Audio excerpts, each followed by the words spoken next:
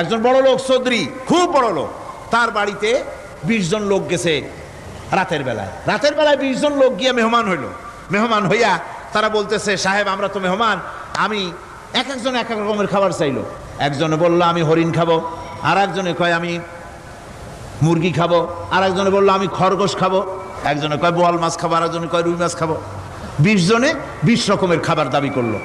বলেন জমিদার তো বাড়ির ধারে, জমিদারের বাপ, সেও কি পারবে 20 জনকে 20 রকমের খাবার পরিবেশন করতে? কোনো প্রস্তুতি ছাড়া পারবে? পারবে। কোনো প্রস্তুতি ছাড়া জমিদার হোক রাজা বাদশাহ হোক 20 জন মানুষের খাবার 20 রকমের দিতে পারে না। আর আল্লাহ এমন রহমান, এই পৃথিবীর লক্ষ কোটি কোটি জাতির প্রাণীকে কোটি কোটি রকমের খাবার আল্লাহ রাব্বুল আলামিন পরিবেশন করতেছে।